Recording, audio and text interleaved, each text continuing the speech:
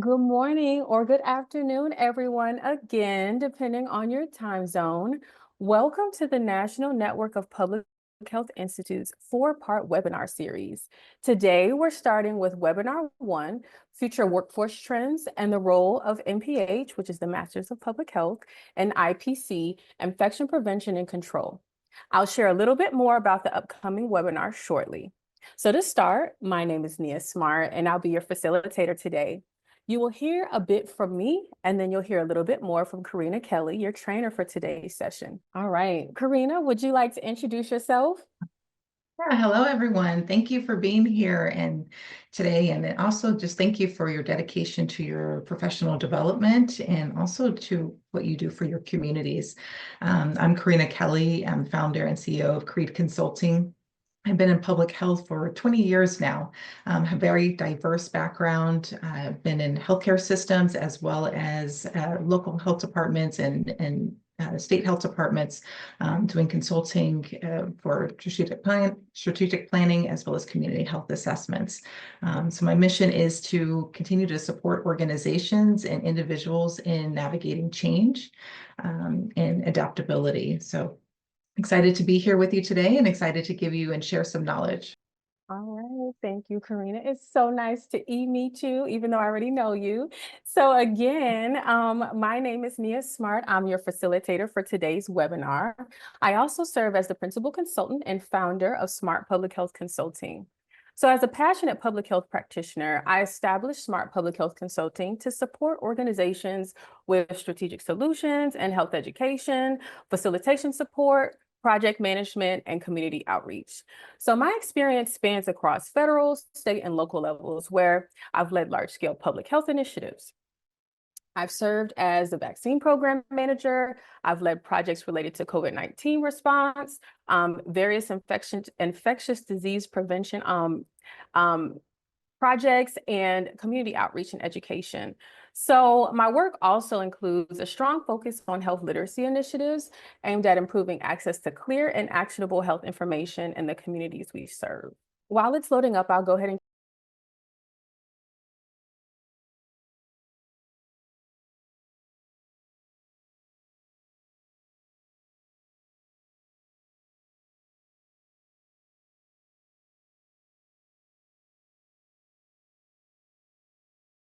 we'll then have a quick poll question for you to respond to using Mentimeter. And after that, we'll continue with the presentation of the IPC workforce trends, followed by another poll question to gather your thoughts. We'll move on to discussing career opportunities and resources. Then we'll wrap up today's webinar. And finally, you'll have another opportunity to share your thoughts and evaluate today's session. So throughout the webinar today, feel free to use the Q&A feature to ask us a few questions, and we'll also dedicate some time at the end of the webinar to answer as many of your questions as we can, depending on the time. So again, we want to welcome you to the NNPHI Advancing Infection Prevention and Control, a public health approach to bridging gaps and addressing inequalities webinar series. So this series will explore critical issues surrounding infection prevention and control and the public health workforce and how public health efforts can help bridge gaps and reduce health inequities. So we would also like to take the time to thank the Climate and Crisis Preparedness Portfolio and Convenings Portfolio at the National Network of Public Health Institutes for organizing this event today, and the CDC for their partnership. If you haven't already, please register for the remaining webinars to learn more. I will drop the link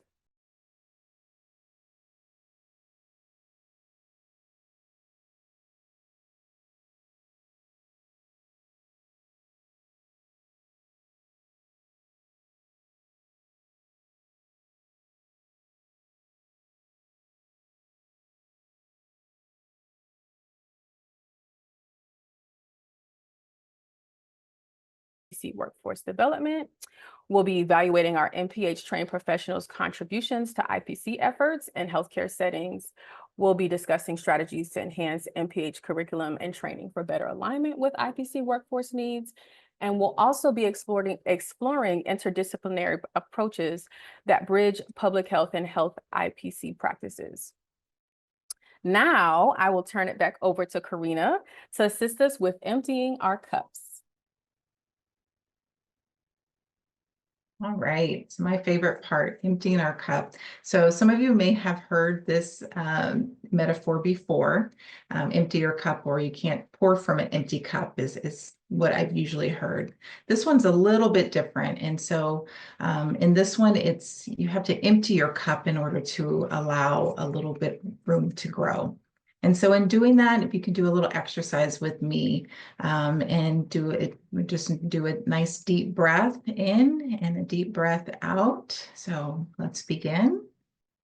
And so this metaphor that I picked up for emptying your cup actually comes from, I'll just give you a little background of it, a story between a Zen master and a professor. The professor came to the Zen master and asked to be trained, and wanted to learn about Zen, wanted to learn how the art of Zen. And Zen master started to explain, and the professor continued to interrupt him. So the Zen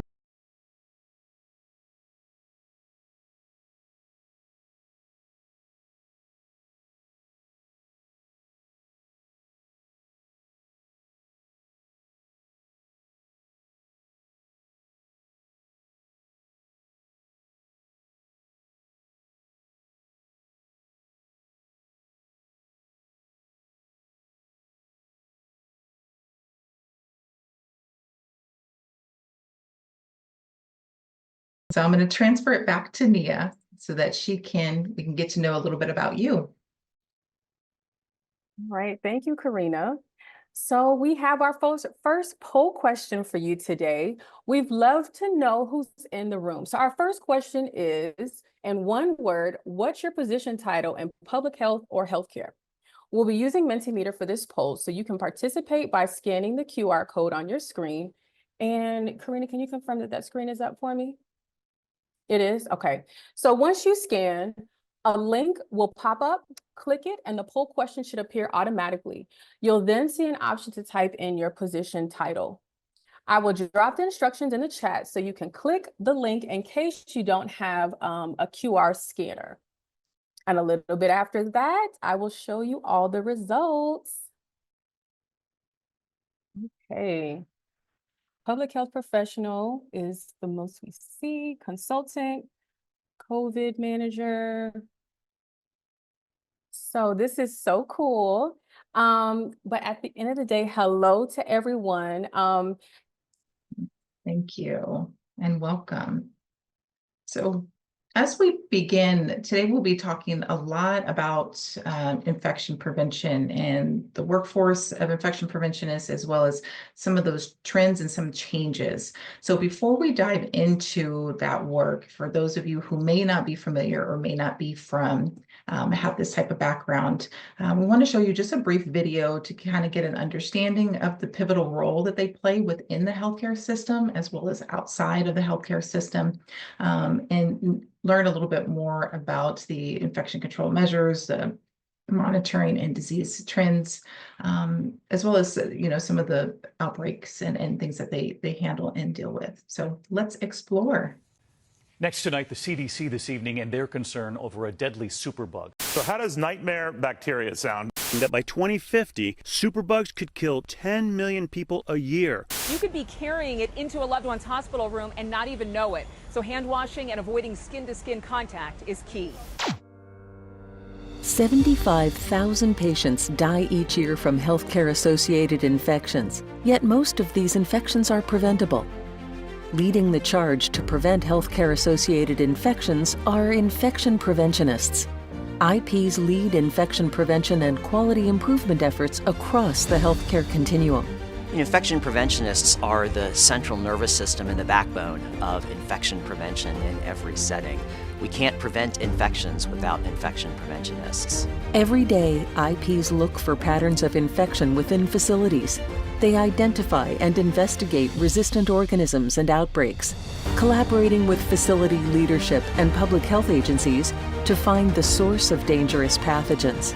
More importantly, they strive to make sure patients don't get infections from healthcare treatment to begin with. They observe healthcare processes, research evidence-based practices, and develop policies to protect patients and healthcare workers.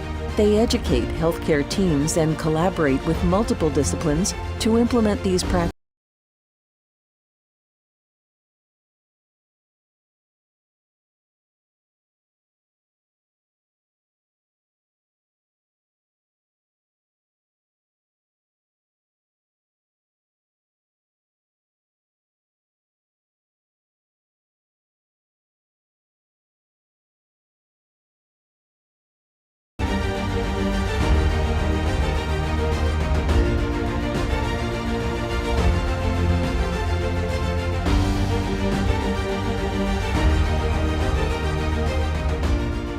My name is Bria Graham Glover, and I've been an infection preventionist for 6 years. My name is Grace Nkonge, and I've been an IP for 6 years today. My name is Mala Philippel. I've been in infection prevention for 33 years. I'm Uzumaka Obiekwe, and I've been an infection preventionist for about 3 months. My name is Michael Ann Prees, and I've been an infection preventionist for 10 years. I love my job. It is different every day. You have the opportunity to interact with all disciplines.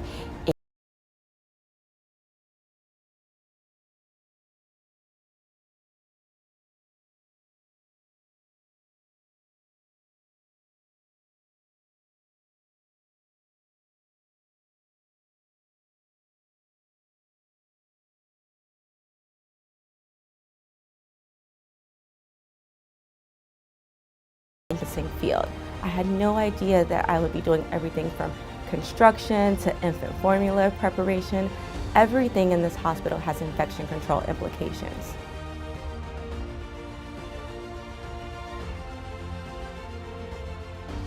For someone considering a career in IP, I'd say brace yourself, because you'll be challenged in many ways, but through those challenges you will grow personally and professionally. So it's a great field to be in. It's a fascinating, ever-evolving, ever-advancing career that I think is becoming more and more prominent and more important in this healthcare quality reimbursement scenario that we're living in. If you want to save lives, join us.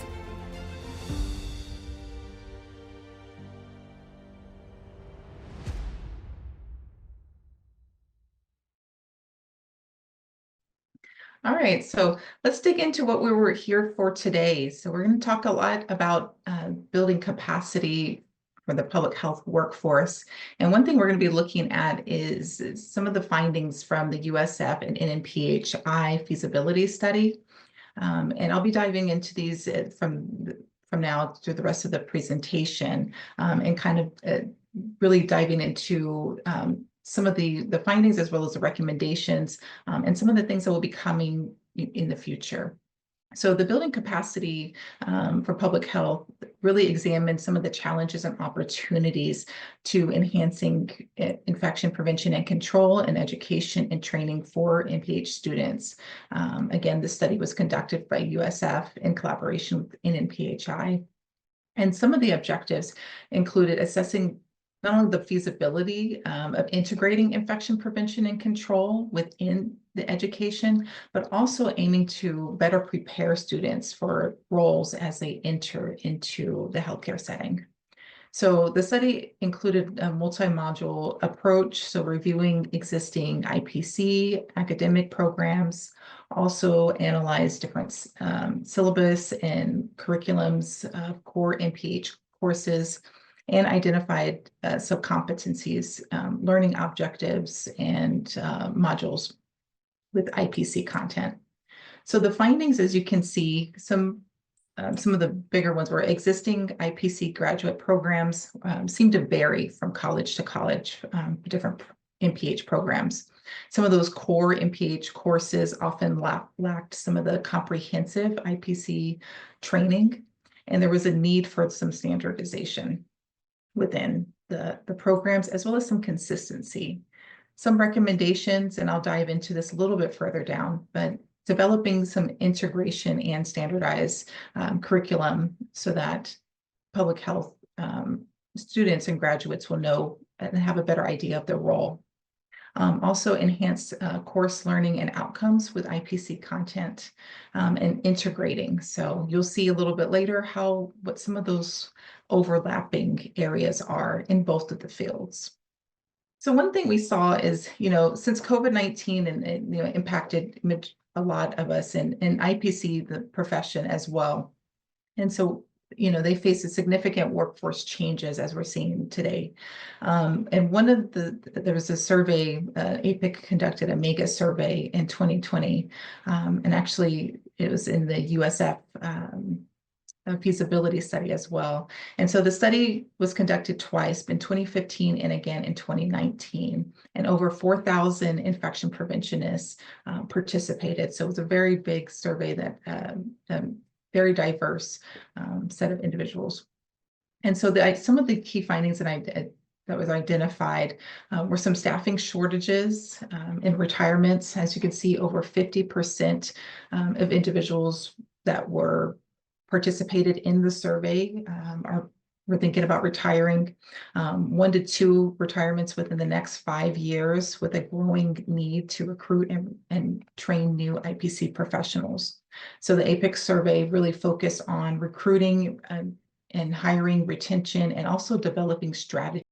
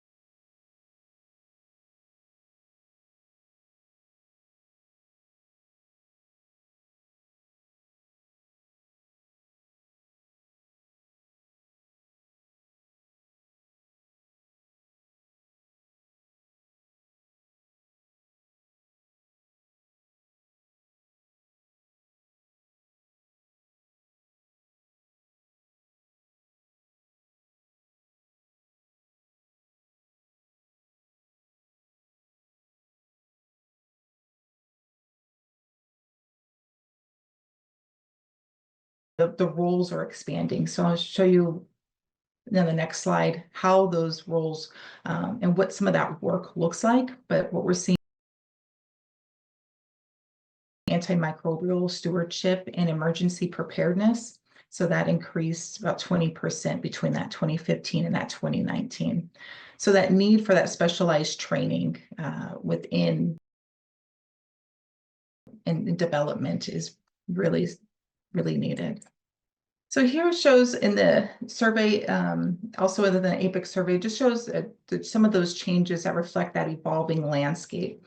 So some of the infection preventionists in the roles, not only within their evolving roles, but also locations, mentioning as far as where they're serving, different hospitals and also educational institutes, health departments, but also what they're spending their time on. And why is this important? So the need to understand some of the work that's being done, as well as how the curriculum and the programs need to be changed to address them.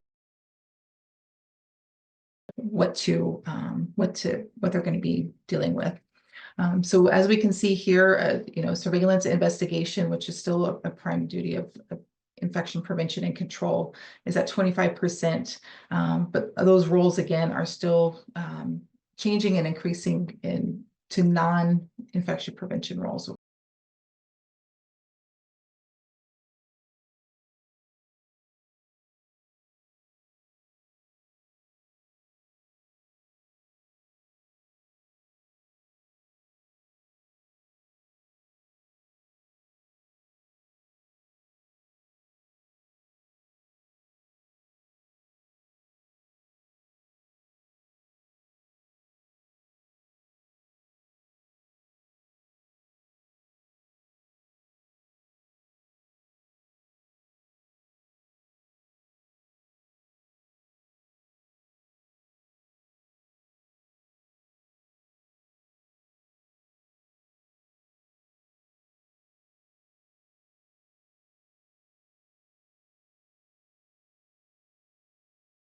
knowledge in epidemiology and surveillance, that data analysis and track infection and trends, health policy and systems thinking, and also can help develop in IPC guidelines and protocols.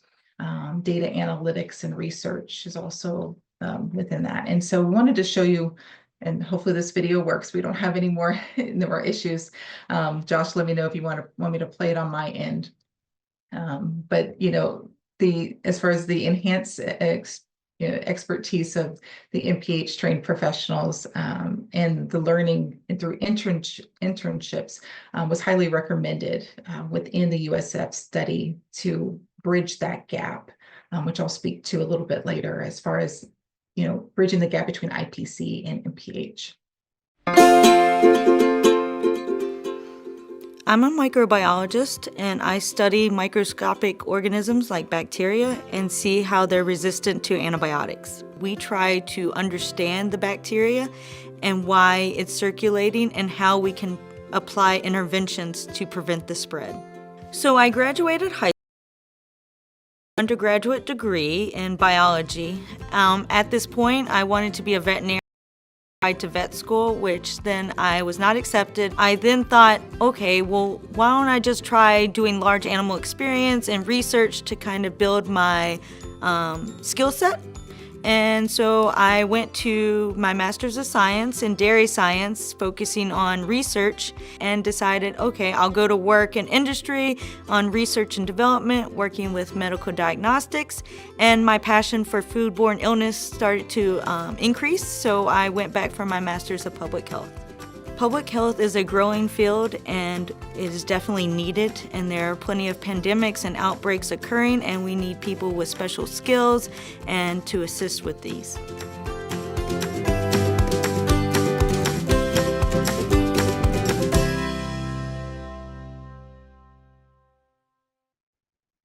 All right, so I do want to give you an example, and also definitely feel free to chime in the chat as well.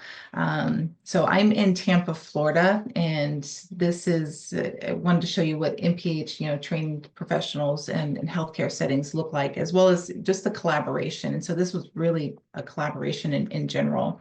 And so last year in Tampa, watching the news, I'm sure you saw some of the hurricanes that came through, and we got two right back to back. So this image is actually a picture of Tampa General Hospital and the aqua fence that they put up to protect their facility. And why this is important to mention and to talk about is because, infection prevention is beyond the healthcare, beyond the hospital. It comes outside with our patients. It starts with the community and what is happening out within the climate, within the built environments, what individuals are dealing with in work and school, and then, situations like this.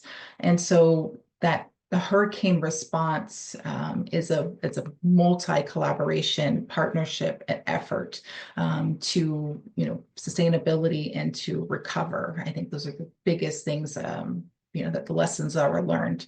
And so in that, the emergency preparedness plan is one of those big elements, as I mentioned on the last slide, as far as what MPH, public health brings, is that policy and that program, being able to create and write those. So understanding, and as well as the hospitals, that infrastructure, supplies, and that planning for collaboration, and who needs to be a part of not only this preparation efforts, but also who needs to assist with the aftermath. And that, I think, that one's the biggest part of this. Also, and then the education and the communication, education for healthcare staff and what to do in emergency response. In this situation, you can see some of the healthcare staff that are still there. They still have to respond. They have to be there for patients, and patients will come in multiple different, as what they're dealing with, at that time. And so multiple different conditions, and not really know what's coming through the door. I think Tampa General is the only level 1 trauma center. So a lot of people were still coming through. They had a helicopter pad, had the the generators on top of the roof. So, that infrastructure and that planning to ensure that they could keep the lights on and keep people safe and, still coming to the facility. Another big thing is the environmental health and the safety aspect, the water quality as well as the waste management and, thinking about what happens, like I said, after the hurricane and, where with the water that is still subsided or the water that's still there. We had here in Tampa, I know the water was here for a very, very long time. The recovery efforts took months and still a while. I think the biggest thing that we had was not just the water, but it was the trash and also where is that going to go? So along those things, what are those, how does that impact the population and what are they going to be, exposed to? So then what are we going to deal with as far as those people that are, front to dealing with patient care? Another big thing here in Florida and in Tampa is, that disease surveillance and those mosquito-borne illnesses. So we had two really big ones that were kind of floating around, dengue and then this flesh-eating bacteria. And I remember seeing that on the news. And it came from the warm waters that was that we got right after the hurricane, the very, very hot, warm salt water, and then the standing water that we had that was breeding for mosquitoes. So just a real kind of case study of, the collaborative efforts of multiple different, as far as healthcare professionals, not only public health, but also emergency response, also infection preventionists, kind of working together in tandem to address, and then just showing the aspect of what it looks like outside the borders. And I know, Nia, you had something to add. I wanted to chime in on your experience, if you wanted to include it. Is she still there? No. Nia's with us. Nia, are you able to Mhm. unmute? She may be stuck. But Nia and I were talking about our experiences, and one thing that was important to kind of show. I came from the military background, as I mentioned, as a veteran, and so and she was talking about her experience in working at the health department and never really having the never being right next to infection prevention and control, but never knowing what they do, never working with them, never understanding the impact that they make until COVID hits. And then she, have to respond. And I explained that in my situation was very, very different, where in military, we are always stationed within a facility. So within the healthcare, so a hospital or a clinic, we are under a Joint Commission inspection requirements or within ambulatory care inspection requirements. And so we help out with everything, the infection control plan, the employee health programs, and needle sticks and just everything. It's as far as the hospital goes. So there's a lot of cross training opportunities, and usually it's a nursing staff that kind of supports the infection control in those situations. And so they provide a lot of that knowledge to the public health, and public health provides a lot of that, our data analysis piece and our surveillance and our outbreak, our monitoring and things like that. So we provided that aspect to situations while they were able to teach us more about the inpatient care, being able to sit within a hospital situation and be able to see what endoscopes, how they, how we're hung or what kind of diseases and things like that, or bacteria they can grow. So very interesting, but a different way to cross collaborate. Mia, I see you're off mute, so I don't know if you want to add anything. And yes, I'm here. Sorry about that. And thank you all for your patience. But so one of the things I was going to mention is while I was working at the health department during COVID, that was my first time seeing everyone at the table. And when I say everyone, I mean every department. We're talking with external partners. We're talking, food departments. I'm sorry, not food departments. I'm talking about Thank you for listening to our stories. So I just want to give you a chance to look at the different models. So on the left-hand side, you'll see the infection prevention and control, the APIC model for competencies. And on the right-hand side, you'll see the MPH competencies. And I just want you to take a look and take a moment and see where there may be some overlaps, maybe some similarities, or maybe some differences. And like I said, just take a moment and kind of digest these two models. Both of these were included within the USF study and were utilized to understand what both core competencies were and how we could merge. So take a moment for a second and digest those.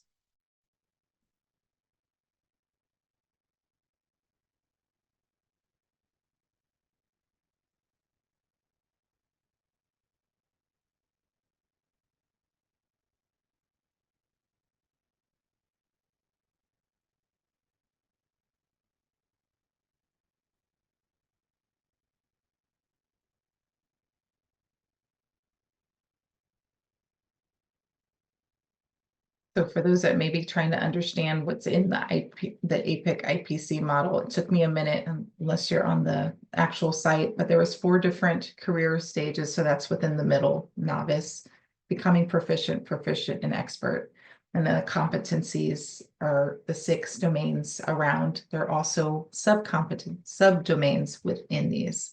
But this is just a good visual of that. And then the right-hand side is the MPH competencies.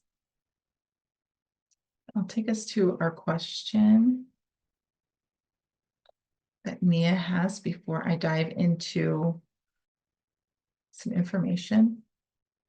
Let's see if she's able to come back on. Nia, are you there? So we'd love to hear your thoughts and continue to interact with you during this webinar today. So we've got another poll. Let us know in the chat, what potential opportunities for MPH training do you see based on the APIC model? I'll give you a few minutes to share your thoughts. And Karina, are you able to see the chat?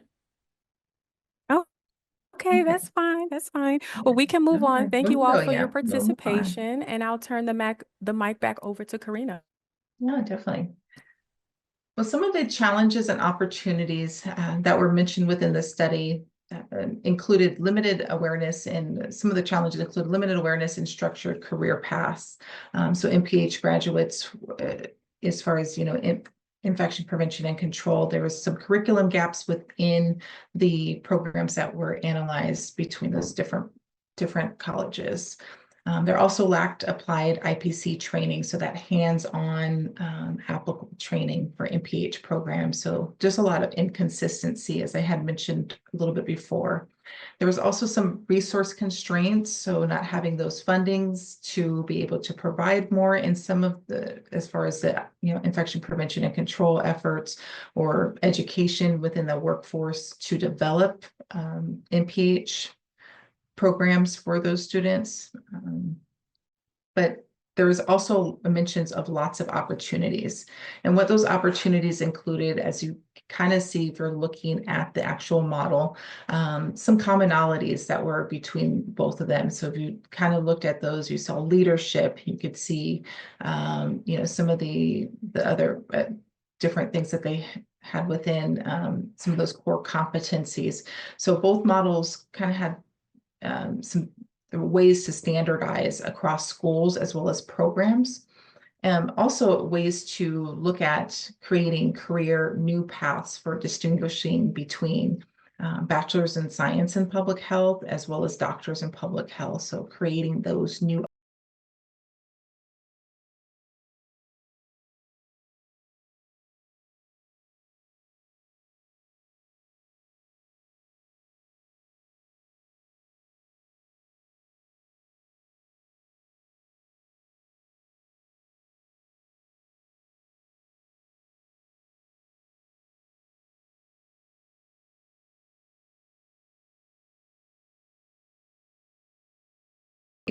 master's in public health.